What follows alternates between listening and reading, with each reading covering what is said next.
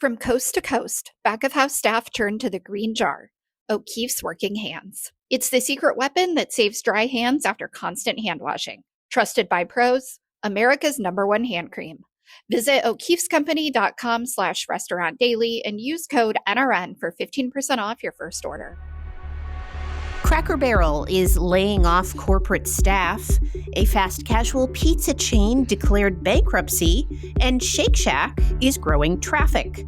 Welcome to Restaurant Daily, your quick daily download of the top news in the industry from the editors of Restaurant Business and Nation's Restaurant News. I'm RB Managing Editor Heather Lally. And I'm NRN Managing Editor Leanne Zinsmeister. Cracker Barrel is cutting corporate staff as sales and profits fall. The Tennessee-based company said Tuesday that the restructuring will save it $20 million to $25 million a year. It is working to recover from the backlash to its new logo in August, which contributed to a 4.7% same-store sales decline and a net loss of nearly $25 million last quarter. Trends have worsened in the current quarter, and the company lowered its outlook for the year. It is focusing on improving its food and operations to win back customers. The fast casual pizza chain Pieology filed for Chapter 11 bankruptcy this week. The 45-unit chain based in Irvine has been shrinking for years. The brand, which ended last year with 103 units, got into trouble after the pandemic. Earlier this year, the company acquired 29 underperforming franchised units, but investors pulled out at the last minute, and the company ran out of cash needed to turn them around. 17 restaurants were closed prior to the filing. Now the company operates 16 units, which Pieology officials hope to stabilize with the restructuring. Franchisees operate another 29 units, which are not impacted by the bankruptcy. In the troubled waters of the fast casual segment, Shake Shack is growing traffic. CEO Rob Lynch at the Raymond James TMT Consumer Conference in New York on Tuesday explained how his game plan is paying off as the nearly 380-unit chain looks to quadruple its domestic unit count. That plan includes a larger investment in targeted marketing in the top 20 markets. Limited promotions through the app will get new guests hooked on the food and improve value perceptions. Operational tweaks have improved speed of service, and Lynch plans to rework the supply chain. Read more at restaurantbusinessonline.com.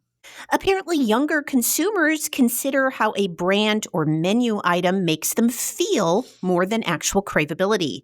That is according to Yum Brand's inaugural Trends report, which claims that we are in an era of emotional economics. Amid rising costs and endless choices, consumers are constantly performing tiny vibe checks and prefer to be in control over small decisions, which is why we're seeing the rising popularity of things like build-your-own meals, specialty beverages that can be customized, and sauces. Denny's is sharpening its focus on merging diner culture with pop culture. As part of this effort, the company is launching Sticky Kicks, which are sneakers made with the brand's signature syrup and created in collaboration with footwear designer Dan Gamache. The limited edition high-top sneakers are available on National Maple Syrup Day, which is December 17th, and rewards members will have early access to orders. Dave & Buster's stock soared on Wednesday after the chain said its sales were improving. The food and games concept said that same-store sales fell 4% last quarter, but that the result improved as the period progressed. The company also said that food and beverage sales in October were their strongest of the year thus far. Inspire Brands made a bunch of executive changes this week. The company named John Dawson president of U.S. Development and John Kelly the president of Sonic. Tristan Moline was named brand president for Buffalo Wild Wings sports bars and will also oversee the brand. Leandro Gasparin was named president of Buffalo Wild Wings Go, the chain's fast casual concept. Scott Catlett was named chief legal and administrative officer of Inspire, and Kelly McCulloch was named chief people officer. And that should do it for today's edition of Restaurant Daily. Get the latest restaurant news every weekday wherever you get your podcasts. I'm Heather Lally. And I'm Leanne Zinsmeister. Have a great day. Thank you for listening to today's episode of Restaurant Daily. Rate us on Apple Podcasts, Spotify, and subscribe.